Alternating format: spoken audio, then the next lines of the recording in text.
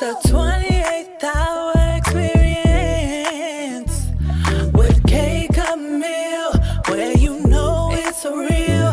It's the 28th hour experience with K. Camille, where you know it's real. Current events, different topics with a twist you can't miss. K. Camille, 28th hour experience. Talking about books, different looks. Talking about stories that leave you shook. K. Camille, 28th hour experience. What's up, everybody? Welcome to the 28th hour experience. It's me, your host, K. Camille, and we are here for episode 18, Refresh, Recharge, and already tested. So it's been a lot of wild things going on with this being only the second week of January, but that's to be expected with the climate change of today between the news, social media, our president. It's just like a lot going on. So we're going to get into it, okay? I hope everybody's week has been going really well. This week has been cool for me. I've been using my weekends to catch up on my TV, y'all. So I got a chance to catch up on the Eddie Murphy documentary, which I really enjoyed. I'm an Eddie Murphy fan. I had to sit back and think like, I really rock with Eddie Murphy, from Beverly Hills Cop to Haunted Mansion, The Nutty Professor. Like, he got good work. So watching the documentary with him being a part of it and his peers and friends talking about it, it was a well laid out documentary. I really liked it. And the fact that he's sitting in that big ass house watching ridiculousness for pastime is hilarious to me. I also am caught up, and I'm proud that I'm caught up on Abbott Elementary. That's one TV show that is new that I have kept up on, but I was, kind of lacking. But now I feel satisfied that I'm caught up, and that show is like my guilty pleasure. When my kids go to sleep, I'm in my bed with my snacks watching Abbott Elementary. Now, it's one show that I am contemplating, watching. It's called Yellowstone. I know I'm late.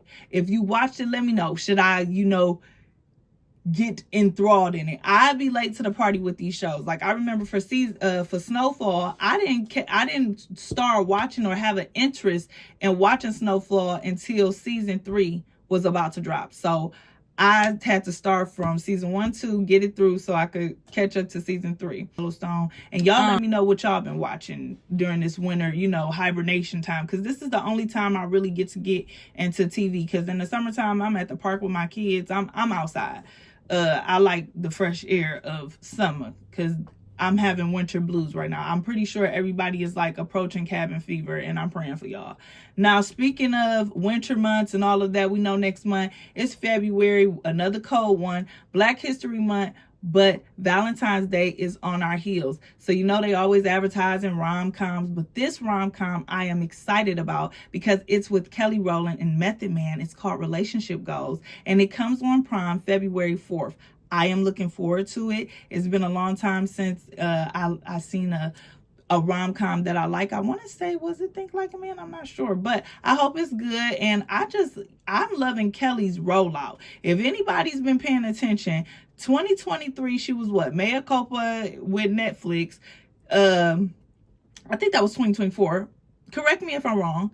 This past year, she was just on tour with Brandy and Monica, and now she coming out with a bang of another movie. So I really, really like this, rejuvenation of her, and she's a sight to see. Anyway, she's a beautiful person. You can really tell. Still with the movies. Can we give it up to the Golden Globes? They were everything this year. Tiana Taylor took home a Golden Globe for Best Supporting Actress for her role in One Battle After Another. I mean, her rollout has been so tea. She's been killing these looks. This is her in Vanity Fair. This is her obviously at the Golden Globes. Like, when I tell you she's been eating up her looks, I loved her look when she was on the Jennifer Hudson show. Like, Tiana already was giving up looks, but like, it's that after divorce glow. I think that's what it is. I think it's that after divorce glow. She got this, I don't even know if it ain't even a Shirley Temple haircut, but it's tea. It's for her. I can't see that hairstyle on nobody else, but it's eating for Tiana, and I'm really happy for her. Her rollout has been beautiful. Sinners won a Golden Globe for Best Box Office and Cinematic Achievement. People were mad that Sinners didn't get Best Picture, but we know what the real was. Oh, and Michael B. Jordan. They they felt that Michael B. Jordan was snubbed as well at the Golden Globes. But you know what? We gotta this is the top of the year, and we gotta take the good with the take the good from the situation and go ahead about our business. You know what I'm saying? So it's been a full week already. Now let's keep that energy going with some more good news in my city, Detroit. Mayor Mary Sheffield had her inaugural ball. She looked beautiful. The city showed up and showed out as they always do and as they should. It was really, really a great event. So yeah, shout out to our mayor, Mary Sheffield. She's making power moves already. So I'm happy for her. And I'm happy for the city. I can't wait to see what a female is going to shake up right here in Detroit. Now let's move on. Y'all know that we do music over here. So in the music corner, let me give you the song of the week that has been pushing me through. This is it's an old song. It's not even an old song, but it's a throwback. I can't even deny it. It's a throwback at this point. But Mary, Mary Walking. And this is on their album. I believe it's called Something Big, but here we go. And it came on, I want to say Monday when I was taking my son to school. And I'm just jamming.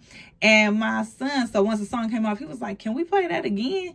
It made me feel good. And I was like, baby, that was the spirit pulling through you. Yes, we can play it again. Like, how can you say no to that? But I was like, that's going to be the song of the week. Because it made you feel good. And I'm up here bopping. That's going to be the song of the week, son. So Walking by Mary Mary, to keep your blood flowing and just keep you in a positive light. And speaking of my son, shout out to my baby. I have a 10-year-old. Happy birthday, Brayden. Mommy loves you. And he's going to be so surprised. Like, Ma, you talked about me on your podcast? Yes, baby. I talk about you on my podcast. Happy birthday. I love you. I feel kind of old because you're a double digit now. I have a 10-year-old. But we going to have fun. Shout out to you, boo. I love you. Continuing with music. Did y'all know that Jill Scott is dropping an album? It's been 11 years. This album will be called To Whom It May Concern. I really love the album cover. Is giving me feels. I really hope that she brings back the neo soul essence because I miss that. But listening to Pressure on there, it's a vibe. So it's giving me that neo soul. So I am ready for what Jill Scott got to say because I love Jill Scott. So the album title is kind of like, what you talk about, To Whom It May Concern. Are you about to be addressing some things? Are you about to be addressing some things, Miss Scott? So I'm looking forward to it. Speaking of more music and one of my favorites, happy birthday to Mary J. Blige. She just celebrated a birthday on the 12th. Happy birthday. We love you. She looks damn good for 55. But I'm not just bringing her up for no reason and because she is my favorite. She just announced a Las Vegas residency. Okay, and I looked up them dates and they all around Mother's Day and stuff. And she got some July dates. Y'all go ahead and go look. She coming for a Las Vegas residency. So don't say I didn't say nothing. Y'all ain't asked for y'all Mother's Day gifts yet. I know that Mary will be in Las Vegas for Mother's Day. And I'm just saying, because I'm a mama and I love Mary J. Blige, that you should get tickets to go to Las Vegas because Las Vegas is fun. But yeah, go and see Mary J. Blige. Now, let's get into some of these current events because the world has not slowed down one bit. Now, I want to talk about the incident that happened in Minneapolis, the unaliving of the 37-year-old Renee Nicole Good by ICE agents. And this was terribly tragic. She was, unalived by the ICE agents right there. Someone was filming. You see her. I guess, they're all surrounding her. And to me, it looked like she was just she was scared because ICE at this point has like the Jump Out Boys reputation at this point. Now. So I don't think that she was running because she had something to hide or pulling. I think it was pure shock and terror. The fact that she is a U.S. citizen and she was born and raised right there in Minneapolis. she had just got done dropping her 6-year-old son off at school, and people were saying that she was actually on her way to go help another neighbor out. It's really unfortunate that ICE has no control. It's like as if they're in the boardrooms basically telling them if they look of that nationality, if they sound like they're from that nationality, shoot first, ask questions later. And that's really unfortunate, because now we have a young lady whose life is lost, a son who doesn't have a mother, and basically the government trying to say they were fearing for ICE. My ICE agents were fearing for their life. Fearing for what? Fearing for what? Because if you look at the video, no ICE agent was in front of her car when she had back, because she kind of was trying to get out of their way so she could get away. If you drive enough, you kind of know what certain people movements is when they bagging up. They trying to get the hell out of there. So that's what it looked like more to me than her hitting somebody. But that's my opinion. The video is out on the internet. Y'all go check it out and y'all tell me what y'all think. Now, leading on to that, you got the mayor and the senator of Minneapolis outraged. It's a video. I couldn't even catch it. But if I can, I'll post it here. And if y'all see this sign language lady, she was letting it rip, because he said, get the F out of here. Get the F out of here. Do you know how deranged our government has to be, where you have the president dropping F-bombs, and we about to get into that. You got the president dropping F-bombs. You got the mayors and senators dropping F-bombs. You got your vice president cussing on interviews. It's like, it's no decorum. And I know for a fact, if Obama and anybody in his administration talked like that, they would have nailed him to the cross. They nailed that man to the cross for a tan suit, y'all.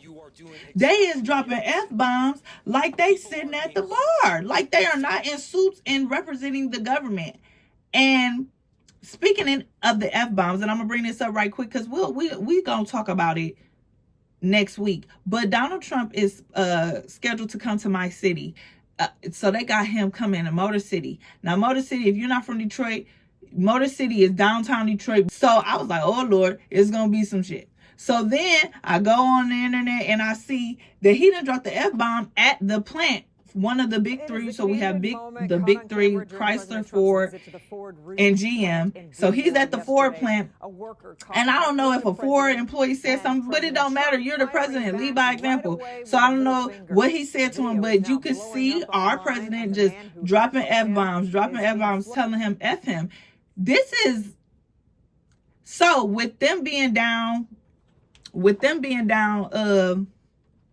at the casino downtown, you got downtown in the uproar because people are protesting. Nobody is appreciating what this man is doing. Not one bit. You know what I'm saying? Like, this woman just got unalived last week. Here you are dropping F-bombs to these citizens. They asked him about the $2,000 that he said he was going to give every citizen. Now he got amnesia, dementia, and Alzheimer's at the same time. He like, come again and say what? Stop sign. Like, come on now, Donald Trump, get your life together.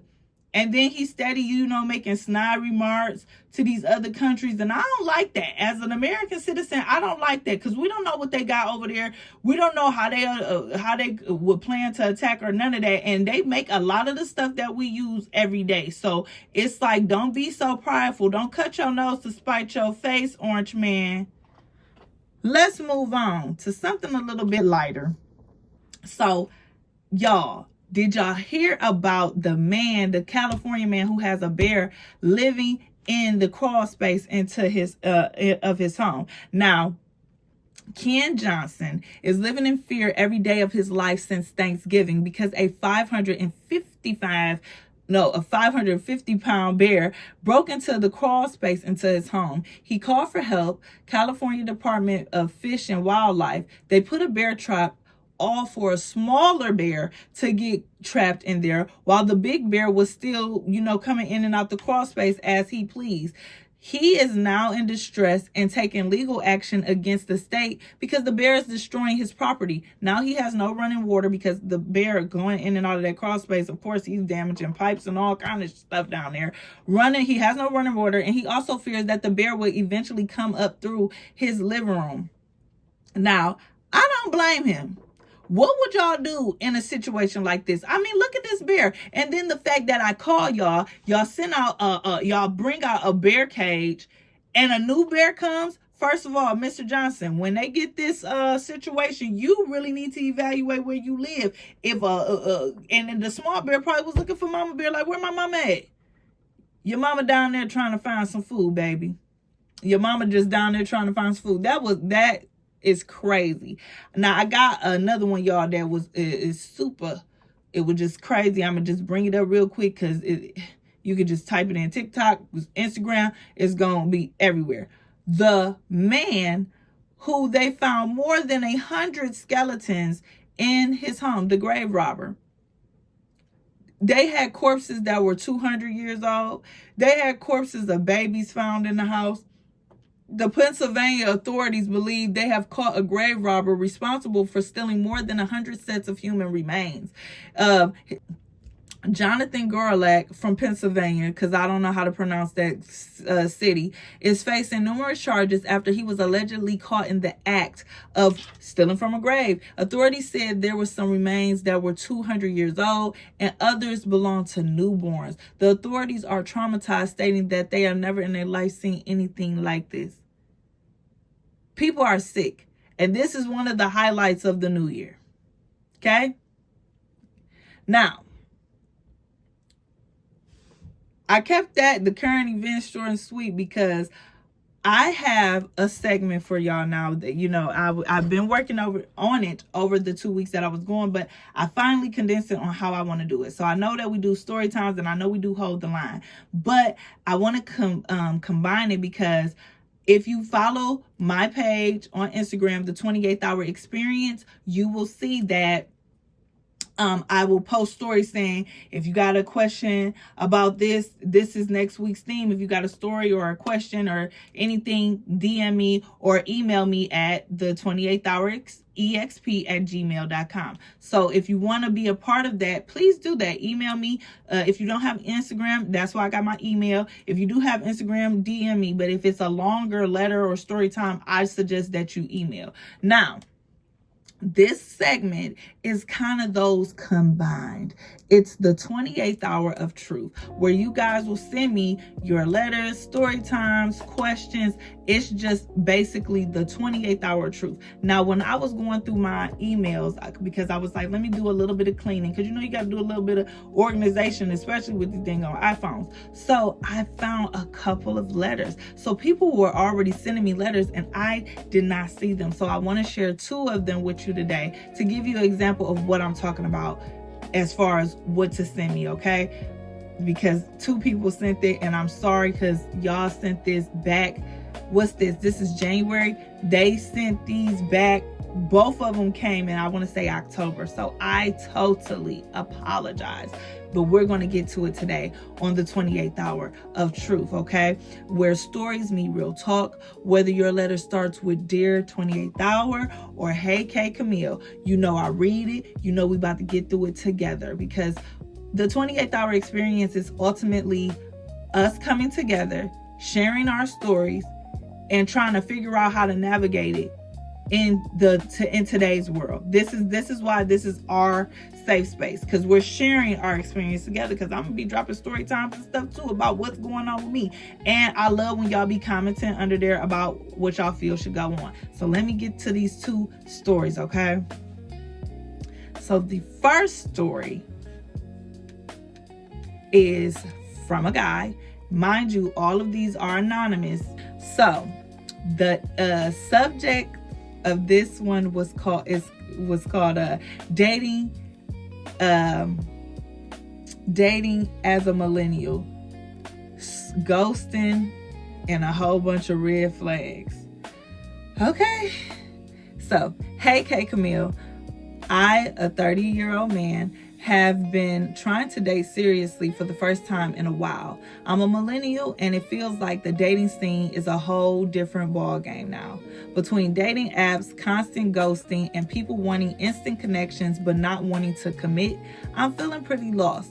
I've had dates where we vibe at first, but then they just vanish after a couple of weeks. Or I meet someone who's all about taking it slow, but then it's hot and cold. It's exhausting. I'm just looking for something genuine, but I feel like I'm hitting a wall. Hey Camille, how do I navigate this dating climate and find something real? Well, thank you for writing in. I want to say you're not the only person that's talking about this, okay? So I can't say that I'm experiencing it, but you're not the only person that is saying that the dating pool sucks. I have people that are close to me, male and female, that are saying the dating pool really sucks. And I really think that it has a lot to do with the instant connection and instant gratification. People like the idea. I feel like people like the idea of being in a relationship, but once they get into the relationship, they don't want to do the work. Everybody wants to stay in that honeymoon phase. But what people got to realize is that honeymoon phase does pass on.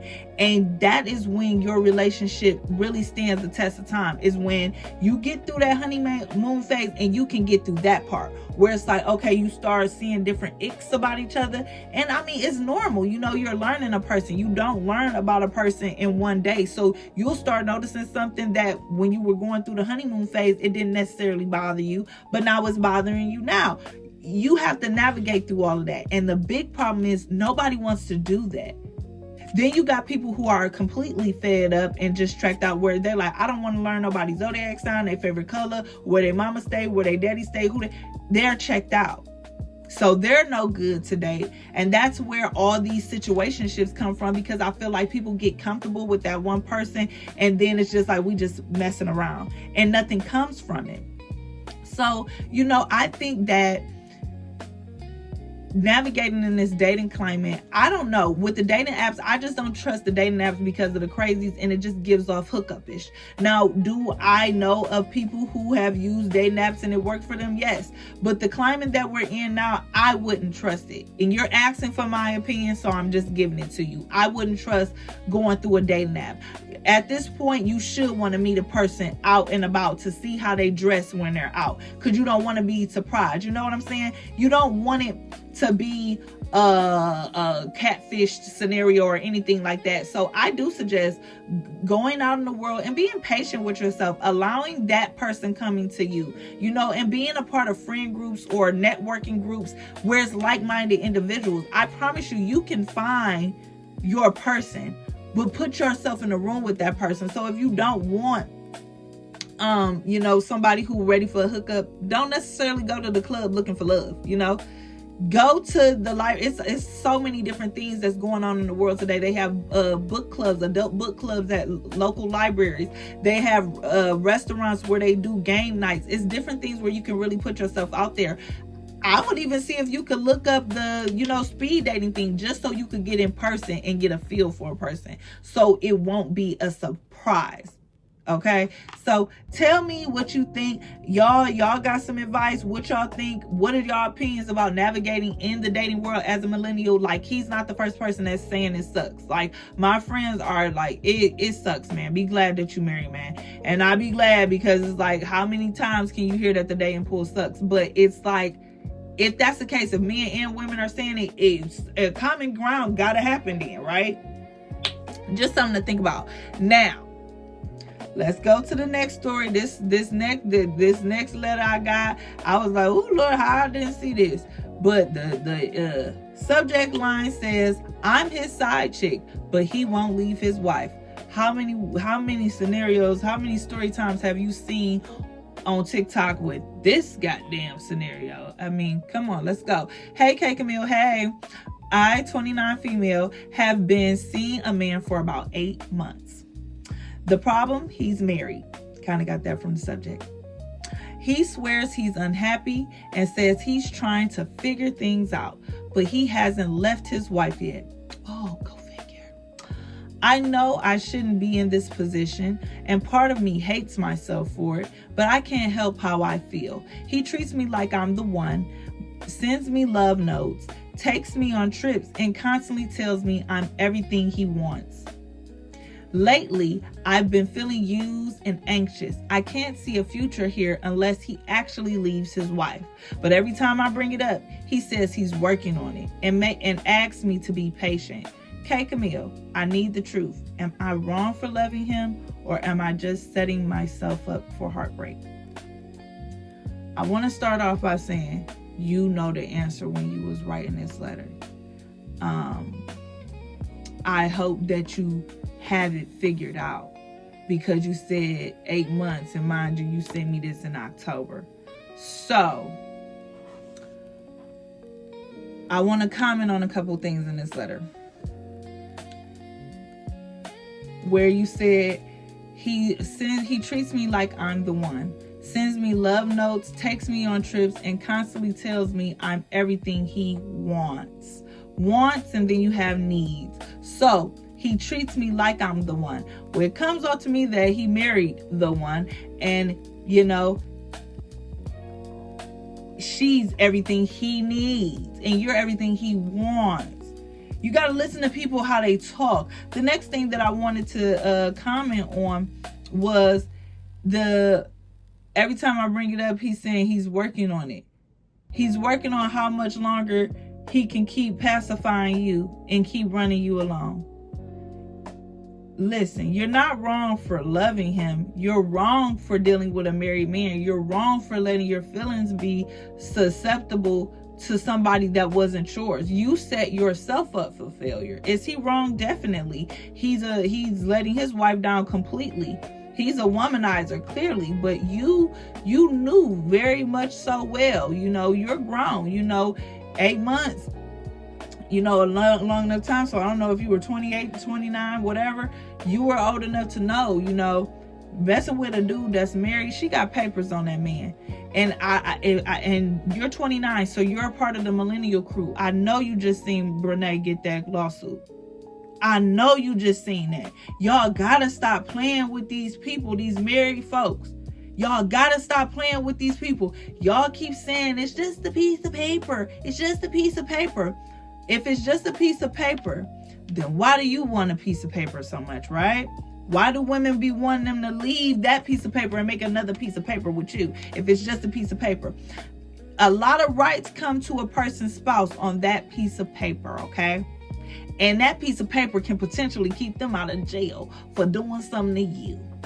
Tread lightly when you dealing with these married folks. You shouldn't be dealing with these married folks. You're wrong. And you need to run.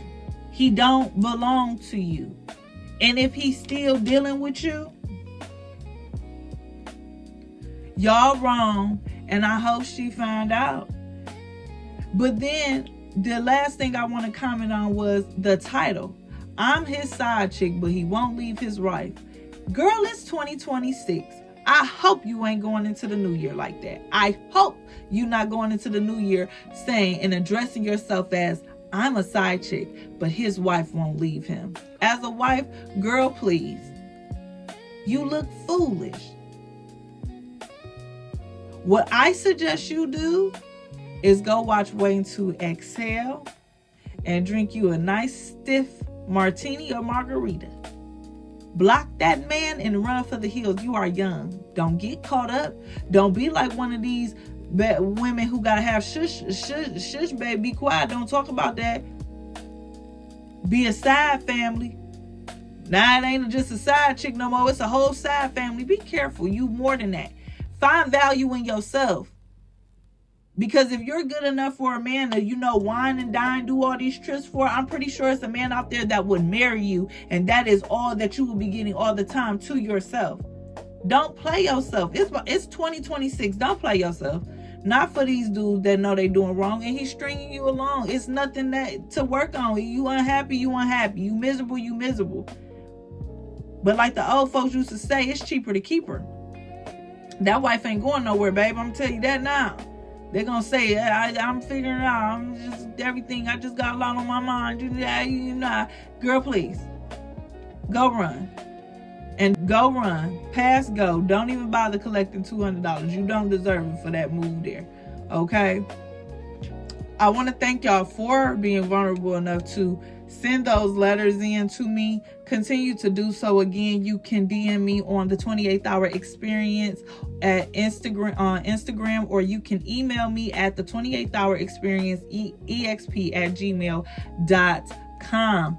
So remember, it's not about being right or wrong. It's about seeing it, talking out, learning from it, and keeping the balance, not being too hard on yourself. So keep sending your stories, letters, questions, dilemmas, and whether you started with Dear 28th Hour or Hey K Camille, I am here to listen and work through it with you. Those two last people, I really hope that y'all work through these stories that y'all sent me, and I'm gonna do better with keeping up with my letters, y'all. But this was episode 18. Refresh, recharge, and already tested. I'm K Camille, your girl. And till next time, until we get into another one next week, catch me on Instagram. Catch me on TikTok at K Camille 28. But I love y'all. Thank y'all for giving me a bit of your hour to be in the 28th Hour Experience with me. Have a good one. See y'all. Stories that leave you shook. K Camille, 28th Hour Experience.